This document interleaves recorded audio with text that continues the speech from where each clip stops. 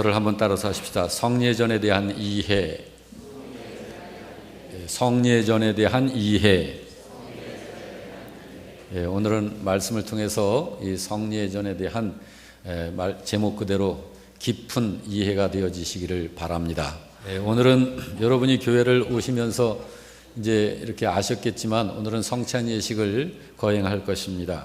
하나님의 교회는 성찬식을, 성례를 거행합니다. 성찬뿐만 아니라 성례를 거행하는데 오늘 우리가 성례식을 거행할 거예요. 자, 성례라고 하는 말은 사전을 찾아보면 거룩한 예식이다. 그렇게 해석을 했습니다. 그렇지만 교회가 성례라고 말을 할 때에는 의미가 그 정도 수준을 뛰어넘습니다. 교회가 성례라고 할 때 이 말은 예수님께서 이것을 행하라고 직접 명령하시고 제정하신 것을 성례라고 그럽니다. 그것이 두 가지가 있죠. 예수님께서 직접 제정해 주신 것, 하나는 지난주에 우리가 베풀었던 세례식이 그러하고, 그리고 오늘 성찬 예식이 바로 그러한 것입니다. 이 성례는 세례와 성찬 두 가지 외에는 없습니다.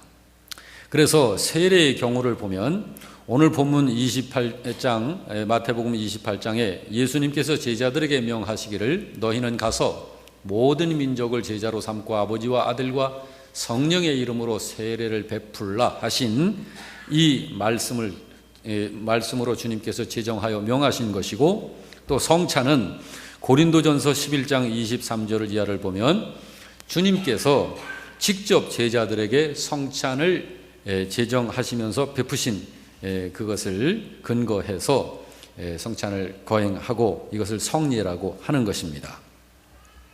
그래서 우리가 이 성례에 대한 이해를 좀 더 정확하고 깊이 있게 할 수 있기 위해서는 하나님의 말씀과 그리고 성례에 대한 이 관계가 어떤 관계인가라고 하는 것을 이해해야, 그래야 이 성례에 대한 바른 이해를 하게 됩니다.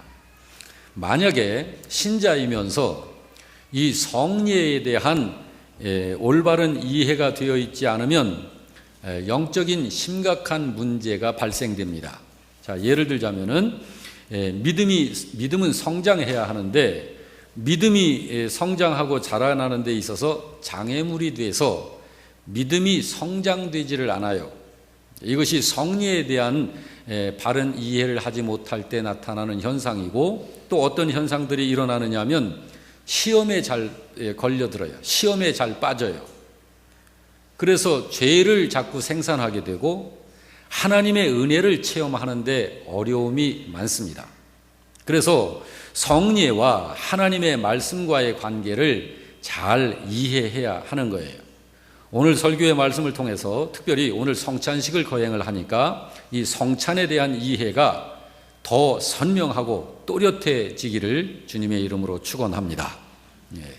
하나님께서는 죄인을 구원받게 하시려고 주신 것이 있어요. 하나님께서 여러분과 저를 그렇게 구원하신 거예요. 죄인을 구원하기 위해서 하나님께서 주신 것이 하나가 있습니다. 뭔가요? 하나님의 말씀이에요. 성경입니다. 이 성경을 특별 계시라고 그러죠. 특별 계시, 성경. 자, 죄인 구원에 있어서 하나님의 말씀은 필수적인 거예요. 이건 절대적인 것입니다. 그리고 이제 예수를 믿는 신자, 우리 신자에게 성례를 거행하는 것, 자, 이것도 필수입니다. 여러분 잘 생각하시고 들으셔야 해요. 이게 분명히 다른 것이 있어요. 자, 오늘 우리가 성찬식을 거행하려고 하는데 성경은 성찬에 대해서 이렇게 말씀을 분명히 해놓고 있습니다. 고린도전서 11장 24절 이하인데요, 우리 같이 읽어봅니다. 그러므로 누구든지 주의 떡이나 잔을 합당하지 않게 먹고 마시는 자는 주의 몸과 피에 대하여 죄를 짓는 것이니라. 사람이 자기를 살피고 그 후에야 이 떡을 먹고 이 잔을 마실지니 주의 몸을 분별하지 못하고 먹고 마시는 자는 먹고 마시는 것이니라. 그러므로 너희 중에 약한 자와 병든 자가 많고 잠자는 자도 적지 아니하니라 라고 말씀하고 있습니다. 여러분, 이 말씀 거의 이해가 됐겠습니다만은 세번역 성경을 제가 한 번 더 소개를 해드릴게요. 그러면은 이런 말씀이구나라고 더 이해가 쉬울 거예요. 그러므로 누구든지 합당하지 않게 주의 빵을 먹거나 주님의 잔을 마시는 사람은 주님의 몸과 피를 범하는 죄를 짓는 것입니다. 그러니 각 사람은 자기를 살펴야 합니다. 그런 다음에 그 빵을 먹고 그 잔을 마셔야 합니다. 몸을 분별함이 없이 먹고 마시는 사람은 자기에게 내릴 심판을 먹고 마시는 것입니다. 이 때문에 여러분 가운데에는 몸이 약한 사람과 병든 사람이 많고 죽은 사람도 적지 않습니다 라고 하는 말씀입니다. 그렇기 때문에 성도는 성찬에 대해서 바르게 알고 참여해야 합니다. 성도에게 있어서 성례와 말씀은 둘 다 중요하고 필수적인 거예요. 그렇지만 성례와 말씀의 같은 점과 다른 점이 있어요. 그거를 우리들이 알아야 합니다. 그거를 알고 이해를 해야 이 성례에 대한 이 바른 이해가 되지 못함으로 발생되어지는 심각한 영적인 오류에 빠지지 않게 됩니다. 오늘은 그런 이해가 있기를 바랍니다. 어찌 아멘이 안 됩니까? 자, 성례는 세례와 성찬만을 성례라고 그랬죠? 그리고 이 하나님의 말씀은 구원을 받는 데 있어서 유일하게 하나님께서 주신 한 가지입니다. 성경, 하나님 말씀입니다. 그래서 이 하나님의 말씀과 오늘 우리들이 거행할 이 성찬식 같은 이 성례와 서로 같은 점이 있어요. 뭐가 같으냐 하면 제정하신 분이 하나님이시라는 것이 같습니다. 그리고 두 번째로는 이 성경의 핵심, 말씀의 핵심, 이 중심과 성찬 또는 세례의 핵심이 같습니다. 무엇이 핵심입니까? 예수 그리스도가 바로 핵심이에요. 그리고 세 번째로 같은 것이 이 내용이 신자들에게 적용되어지는 방식이 같아요. 하나님의 말씀이 신자에게 적용되어져야 구원이 이루어지는 거죠. 그것처럼 세례와 성찬이 그 사람에게 적용되어지는 방식이 같아요. 자, 성례 역시, 그러면 여러분, 하나님의 말씀이 우리들에게 적용되어지도록 하신 하나님의 방식이 뭐죠? 믿음입니다. 이걸 믿음으로 받아야 구원이 이루어지는 거예요. 그런 것처럼 세례도 그렇고 성찬식도 그렇고 이 안에는 신령한 하나님의 그 아주 특별한 놀라운 은혜가 있는데 그 은혜가 개인에게 적용이 되어지려면 세례도 믿음으로 받아야 하고 성찬식도 믿음으로 참여해야 신령한 은혜가 그에게 적용되는 것입니다.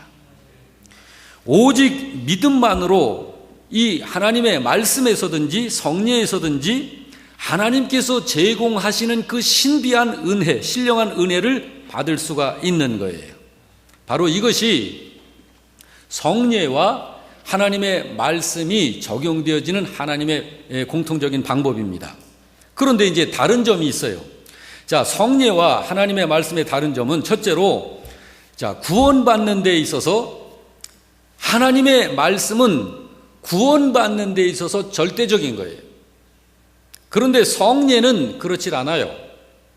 성례는 이 성례에 참여하지 않는다고 해서 구원 못 받는다? 그거는 아니에요. 그렇지만 하나님의 말씀은 안 그래요. 하나님의 말씀은 구원받는 데 있어서는 절대적입니다. 이 하나님의 말씀을 제외한, 하나님의 말씀에서 벗어난 구원이란 없습니다. 그것이 다른 거예요. 두 번째로는 목적에 있어서 다릅니다. 자, 하나님의 말씀은 믿음이 없는 사람이 이 말씀을 듣게 되면 믿음이 생깁니다. 그래서 구원을 얻게 되죠. 그리고 이 말씀을 지속적으로 깨달아 공급받음으로 믿음이 성장해 가는 거예요. 그래서 성숙한 믿음이 되죠. 그런데 성례는 오직 믿음이 있는 사람에게만으로 제한을 두는 거예요. 그래서 오직 믿음이 있는 것을 전제하고 거행을 하는 거예요. 혹시 이 자리에 아직 믿음이 없다, 그분은 이 성찬 예식에는 참여할 수가 없는 것입니다. 그래서 세례를 받은 사람 이상만이 성례를 하게 돼 있는 거예요. 이런 것이 다른 거예요. 또 하나의 이제 차이점이 있다면 범위에 있어서 그렇습니다. 범위. 자, 이 말씀은 이 지구 전체를 뒤덮고 전 세계적으로 퍼져나가는 반면에 이 세례와 성찬이라고 하는 것은 오직 진정한 교회 안에서만 제공이 되는 거예요. 이걸 뭐 서울시청 앞에 가서 막 사람들 다 오라고 성찬 우리가 하니까 다 참여해라 뭐 이렇게 하는 게 아니에요. 그러나 하나님의 말씀을 선포하는 이런 일들은 어디서나 할 수 있는 거예요. 전 세계로 퍼뜨려 나갈 수 있는 것이지만 이 성례식은 철저히 교회 안에 믿는 신자들에게만 제공되어지는 것이 성례인 것입니다. 이것이 다른 점이에요. 자, 이것을 우리들이 이해를 하고, 자, 그러면 이 성례는 어떻게 해서 구성이 되는가? 성례의 요소들을 좀 이해를 또 해야 합니다. 성례는 적어도 세 가지 사실을 보여주는 거죠. 자, 첫째는 좀 따라서 합시다. 첫째는 물질, 은혜, 본질, 이 세 가지가 있어서 성례가 구성이 되는 것입니다. 자, 물질이다라고 할 적에는 눈에 보일 수 있는 물질이 있어야 돼요. 자, 지난주에 세례를 받을 때는 무엇이 있었죠? 물이 있었지 않습니까? 물을 찍어서 성부, 성자, 성령의 이름으로 세례를 집례한 거 아니에요. 자, 이렇게 감각할 수 있는 물, 가시적인 물이 있어야 하는 거예요. 그리고 이렇게 오늘처럼 성찬식을 행하고자 할 때에는 두 가지 요소가 필요합니다. 하나는 떡이고 하나는 포도주입니다. 자, 이렇게 눈에 보이는 가시적인 물질이 있어야 해요, 성례에는. 그런데 그것만이 아니라 눈에 보이지 않는, 눈에 지금 현재 보이지는 않지만 하나 더 있어야 하는 것이 있어요. 성례의 요소 중에. 그것이 뭐냐면은 의식입니다. 성례 의식. 자, 그러면 자, 이런 것들이 이제 물질과 의식, 이것이 있는 것인데, 자, 그러면 물질적인 요소가 갖추어졌다. 그리고 여기서 이제 의식을 거행을 한다. 자, 그렇게만 하면 성례가 되는 것이냐? 그것 아니에요. 성례가 제대로 성립되려면 반드시 신령한 하나님의 능력이 함께 하셔야 하는 거예요. 다시 말하면 하나님께서 베푸신 그 은혜의 사실이 이 자리에 여기 함께 해야 그것이 비로소 성례가 되는 것입니다. 자, 예를 들자면 어떤 사람이 믿지는 않지만 그냥 교회를 다녀요. 뭐 어떤 목적에서 다니는지는 모르지만 그냥 교회를 다니면서 교회에서 성례를 거행할 때 여기 참여한다고 하십시다. 자, 그러면 그 사람에게 있어서 그것이 성례냐라고 할 때 그건 성례가 아니다, 그 말이에요. 그건 성례가 아니다. 그거는 마치 자, 두 형제가 하나님 앞에 제사합니다. 가인, 아벨. 그런데 똑같은 제사인 것처럼 의식을 행했지만, 그렇지만 하나님께서는 하나는 제사고 하나는 제사가 아니다라고 하신 것과 같은 거예요. 바로 그런 것처럼 그런 것입니다. 그러므로 하나님은 이런 외형적인 요소들, 다시 말해서 감각적이고 눈에 볼 수 있는 물, 또 떡, 포도주, 이런 것들을 집례하는 의식, 이것을 가리켜서 증표라고 한 것이에요. 자, 한번 따라서 봅시다. 증표라는 말로 우리에게 표시를 하신 거예요. 그래서 창세기 9장 12절에서 13절 말씀을 보면 하나님이 무지개를 띄워주시면서 하신 말씀이 있어요. 자, 그걸 우리 같이 한번 읽어보겠습니다. 하나님이 시작. 하나님이 이르시되 내가 나와 너희와 및 너희와 함께하는 모든 생물 사이에 대대로 영원히 세우는 언약의 증거는 이것이니라. 자, 무지개를 이렇게 세우시면서 이걸 뭐라 그랬어요? 무슨 증거? 언약의 증거다라고 하면서 드러내셨어요. 그 다음에 13절도 내가 내 무지개를 구름 속에 두었나니 이것이 나와 세상 사이에 언약의 증거다라고 하신 거예요. 이런 것과 같은 거예요. 자, 무지개를 주시면서 그것을 언약의 증거다라고 주신 거예요. 자, 그러면 이 성찬식을 우리로 하여금 눈으로 볼 수 있게 하고 우리가 의식에 참여하죠. 자, 그것만이어서는 안 된다 이 말이에요. 이것은 바로 그 하나님께서 우리에게 주신 신령한 그 언약, 이거를 표현한 것이다 라고 하는 것을 드러내시는 거예요. 그래서 창세기 17장 11절을 보면 할례를 구약 백성들은 행했었죠. 그 할례를 행하게 하시면서도 하신 말씀이 있어요. 자, 11절도 같이 읽습니다. 너희는 포피를 베어라. 이것이 나와 너희 사이에 언약의 표징이다 라고 하신 거예요. 그렇기 때문에 로마서 4장 11절에서는 이렇게 말씀을 하셨어요. 아브라함이, 자, 이거 같이 읽습니다. 아브라함이 할례의 표를 받은 것은 무할례 시에 믿음으로 된 의를 인친 것이라 라고 말씀을 한 것이에요. 증표라는 말입니다. 자, 이렇게 성례가 성립되려면 거기에는 감각하고 우리들이 눈으로 볼 수 있는 물질이 있어야 하는 거예요. 그리고 의식을 통해서 성례가 되는 것인데 우리가 의식을 거행할 때 이 의식들도 우리 눈에 보이죠. 바로 그런 것입니다. 자, 이것이 참 우리들이 이것을 알고 두 번째로 성례로 표현되는 실제적 본질이 있어요. 본질. 바로 그것이 신령한 은혜라고 하는 것인데, 자, 예를 들자면은 이런 것입니다. 자, 운전을 한다. 사람이 운전을 한다. 그러면은 운전을 하다가 보면 운전 법규에 해당하는 것들 중에서 여러 가지 기호들이 있어요. 뭐 표식들이 있다고요. 그 표지판들로 거리에는 그것들이 아주 그냥 전부 다 이렇게 나열되어 있지 않습니까? 그런데 그 기호들은 각각의 어떤 의미를 다 갖고 있는 거예요. 당연히 운전자는 그 표가 가지고 있는 것이 무슨 뜻인지를 알고 있어야 하는 거예요. 자, 좌회전 표시는 이렇게 돼 있고, 우회전 표시는 이렇게 돼 있고, 또 직진 좌회전은 동시에 또 표현이 돼 있고, 또 이렇게 하고 서 있으면 가지 말라는 표시고, 이렇게 하고 나오면 이건 건너가라는 표시고, 뭐 이런 모든 여러 가지 교통 그 법규의 그 표식들이 있는데 그 각각의 표시들에는 그 표시가 담고 있는 그 메시지가 있단 말이에요. 그 의미가 있단 말이에요. 그걸 알아야 된다 이 말이에요.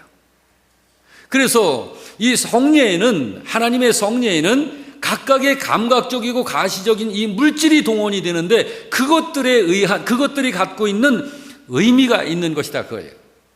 그래서 세례는 세례대로, 성찬은 성찬대로 신령한 은혜의 그 의미를 갖고 있는 것이에요. 그거를 알아야 한다라는 거예요. 그걸 알고 참여를 해야 한다 그 말입니다. 자, 그러면 과연 그게 뭘까? 첫째, 성례는 은혜 언약을 표시하는 것입니다. 저를 따라합시다. 은혜 언약. 자, 여러분, 언약에는 크게 두 가지가 있는 거 아시죠? 지금 은혜 언약이라는 것은 하나가 나왔고, 그 다음에 또 하나가 뭘까요? 행위 언약. 예. 여러분, 은혜 언약이라는 게 뭘까요? 행위 언약은 뭐고요? 행위 언약은 뭐냐면 행위를 조건으로 해서 언약을 맺은 거예요. 근데 은혜 언약이라고 하는 거는 행위를 조건으로 한 게 아니에요. 그냥 하나님께서 믿음을 믿게 하시고 이 행위를 조건으로 하지 아니한 그 언약을 맺으신 것이 바로 그것입니다. 그러므로 은혜 언약이라고 하는 것에 대해서 창세기 9장 12절 이하를 보면 이렇게 말씀하고 있습니다.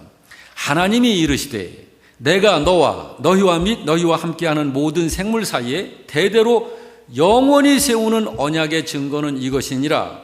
내가 내 무지개를 구름 속에 두었나니 이것이 나와 세상 사이의 언약의 증거니라 라고 한 여기에 하나님이 언약을 우리들에게 일방적으로 주셨는데 여기에 우리들에게 뭘 조건으로 내걸었습니까? 행위? 아니잖아요. 아니에요. 또 할례도 마찬가지예요. 너희는 표피를 베어라. 이것이 나와 너희 사이의 언약의 표징이다. 자, 표징으로 그렇게 주신 거예요. 자, 여러분, 그래서 이 하나님께서 은혜 언약으로 주신 이 언약에 적용되어지는 그 수단이 그것을 그냥 받으면 되는 거예요. 믿음으로. 그러면은 그 은혜가 그에게 적용이 되도록 하신 것입니다. 이것이 오늘날 우리가 가지고 있는 거룩한 약속인데, 성례는 바로 이런 은혜 언약을 표시하는 거예요. 은혜 언약. 할렐루야.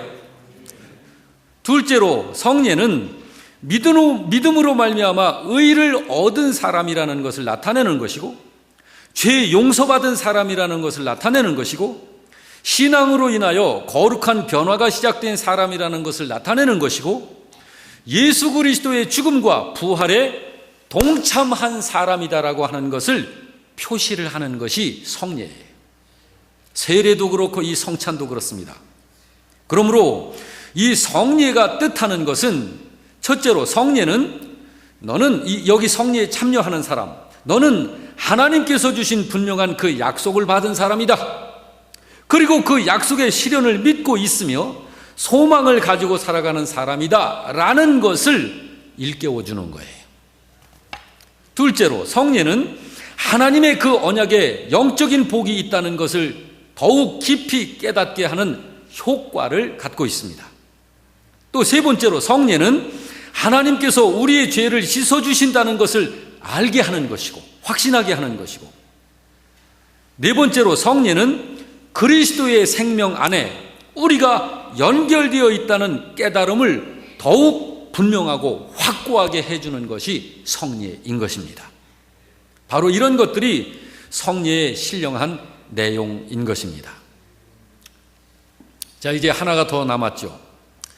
자, 성례에 대한 본질을 지금 우리가 이해를 해야 합니다.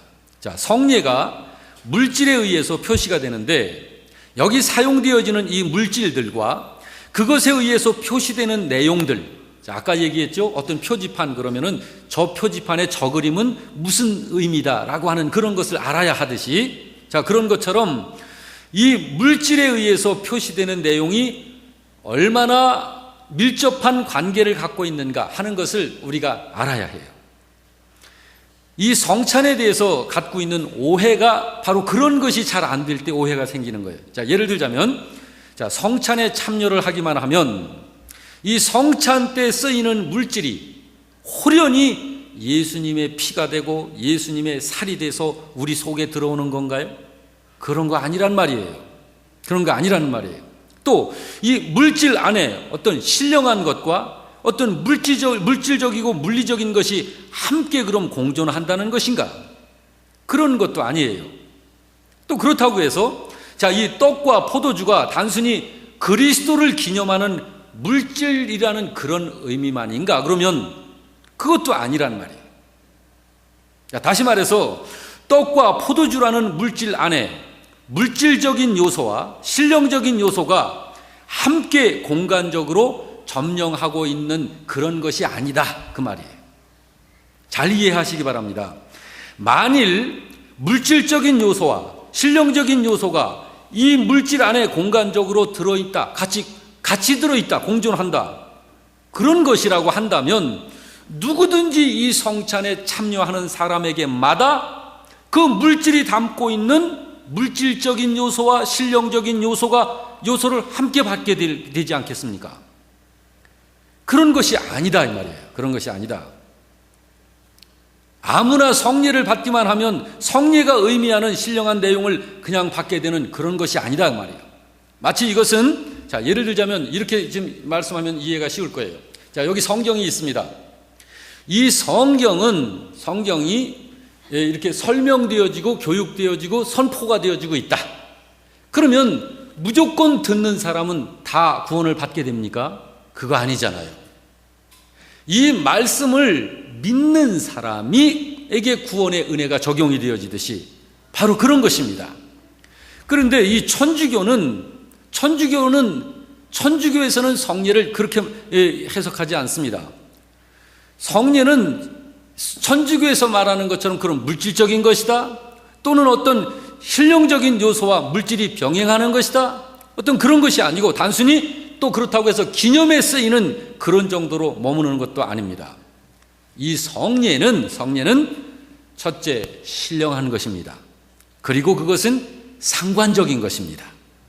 그건 받는 사람의 믿음에 따라서 달라지는 것입니다. 그렇기 때문에 이것은 상대적인 것이고 영적 도덕적인 것입니다. 그러므로 성례를 믿음으로 받았을 때에는 거기에 반드시 하나님의 은혜가 동반되어지는 거예요. 그렇지만 우리 중에 이 하나님의 말씀을, 이 성례를 믿음으로 받지 아니하면 하나님의 신령한 은혜는 그 사람에게 적용되지 않는 것입니다. 그러므로 여러분, 성례를 받는 사람 자신이 올바른 위치에서 받을 때 하나님은 그것을 은혜의 수단으로 해가지고 특별한 은혜를 그 사람에게 개인적으로 적용되도록 하시는 거예요. 다시 말해서 물이라든지 포도주, 떡과 같은 이런 외형적인 표징들은 성령님께서 은혜를 우리들에게 전달해 주시는 수단이 되는 것들인데, 이것들을 이용하셔서 하나님은 그 신령한 역사를 일으키시는 것이다, 그런 뜻입니다. 좀 이해가 되십니까? 좀 어려울 거예요. 예. 그렇지만 우리가 이제 자꾸 듣다 보면 성령님에 의해서 성령님께서 도와주셔서 이 말씀의 은혜를 좀 더 조금씩 더 깨달아 가게 될 것입니다. 자, 성례의 필요에 대해서 조금만 더 말씀을 전해드리겠습니다. 이 성례는 죄인의 구원에 절대적으로 필요한 것은 아닙니다. 그렇지만 꼭 해야 하는 것이에요. 자, 무슨 말씀인지 아시겠죠? 자, 대답만 하신 것 같아. 내가 지금 볼 때. 자, 하나님의 말씀은 구원의 절대적인 것이에요. 그러나 이 성례는 구원의 절대적인 것이 아니라 신자에게 절대적인 것이다, 이 말이요. 신자는 반드시 성례를 행해야 한다, 그 말입니다. 무슨 말씀인지 알겠죠? 이미 구원받은 자에게 꼭 필요한 것이다, 그 말이요. 하나님의 말씀은 안 믿는 자에게도 필요한 거예요. 안 믿는 자에게 구원을 받게 하는 절대적인 것이 하나님의 말씀이에요. 자, 이 성례는 거룩하신 하나님께서 믿는 신자에게 내리신 명령으로서 저와 여러분에게는 의무적인 것입니다. 왜 우리들에게 성례가 의무적이고 꼭 필요한 것이냐면, 고의로 이 성례를 태만히 한다. 세례를, 꼭 세례를 받아야만 되나요? 믿으면 되지요? 자, 그렇지만 성례를 소홀히 하게 하면 그 사람은 영적 빈곤 상태에 빠지는 거예요. 또한 그 성향이, 그 본성이 아주 강팍한 파괴적인 경향을 갖게 되는 길로 나가게 되는 거예요. 그래서 성례에 태만히 하거나 소홀히 하는 것은 고의적으로 완고하게 하나님께 불순종하는 것으로서 타락에 빠져들게 되는 길이 되는 것입니다. 그러므로 이 성례는 믿는 사람에게 꼭 필요한 것이에요. 자, 어째서 성례가 구원에 절대적으로 필요한 것은 아닐까? 자, 첫째, 복음 시대에는요, 자유로운 영적 시대이기 때문에 어떤 외형의 행사라든지 의식이나 이런 것에다가 사람이 구원받고 못 받는 것을 거기에다 조건으로 묶어놓지 않으셨어요. 은혜의 시대에는 외형적인 형식 하나를 지키고 안 지키는 것에 따라서 구원이 왔다 갔다 하는 그런 것이 아닌 것입니다. 은혜 시대에는. 자, 두 번째, 성경은 구원의 방법적인 조건으로 오직 믿음만을 이야기하지 성례를 말하지 않고 있어요. 믿음으로만 구원을 받는 것입니다. 세 번째, 성례는 성례에 참여하게 되면 없던 믿음이 막 생긴다든지 그렇게 해주질 못하는 거예요. 이 성례는 전혀 믿음이 없던 사람이 성례에 잘 참석한다고 해서 믿음이 생긴다거나 그러질 않는 거예요. 오직 성례는 믿음이 있다고 하는 전제하에서 시행을 하는 것이 성례인 것입니다. 그러므로 여러분, 세례를 받기 전에 꼭 문답을 하는 거죠. 그래서 이 사람이 진짜 성경에서 말하는 구원받는 믿음을 가졌는지 그 믿음을 확인하는 거예요. 그래서 문답을 하는 것입니다. 자, 이렇게 성례가 그런 거예요. 그렇지만 이 성례가 우리에게 주는 독특한 은혜가 있습니다. 자, 그 독특한 은혜를 한마디로 얘기하면 믿음을 더욱더 건강하게 하고 보강시켜주는 것입니다. 자, 여러분, 구원에 있어서 가장 기본이 되는 것이 뭐죠? 자, 구원받는 데 있어서 가장 기본이 되는 거, 그거는 복음에 대한 믿음이잖아요. 복음에 대한 믿음을 가져야 구원받는 거잖아요. 거기에 확신함 가운데 서는 것. 자, 성례가 바로 그런 것을 더 명료하게 하고 또 우리에게 힘을 주어서 튼튼하게 만들어주는 그런 신령한 역사를 하는 것입니다. 자, 그럼 여러분, 그저 단순히 떡을 먹고 포도주를 마신다고 해서 그런 독특한 하나님의 은혜가 발생할까? 이 성찬에 참여한다고 해서 믿음이 그냥 막 좋아지고 튼튼해지고 그럴까? 아닙니다. 그것은 그리스도께서 임재하시는 자리에서 성례를 진정한 믿음으로 받을 때 성령님으로 우리에게 그런 은혜를 내려주시는 것입니다. 할렐루야. 그래서 그때의 하나님의 은혜가 바로 그 사람에게 적용이 되어지는 거예요. 자, 이 믿음을 가지고 우리가 성례에 참여를 해야 하는 것입니다. 정리를 하겠습니다. 성례라고 하는 것은 하나님의 은혜를 받는 수단으로 대단히 귀하고 거룩하고 효과가 있는 것입니다.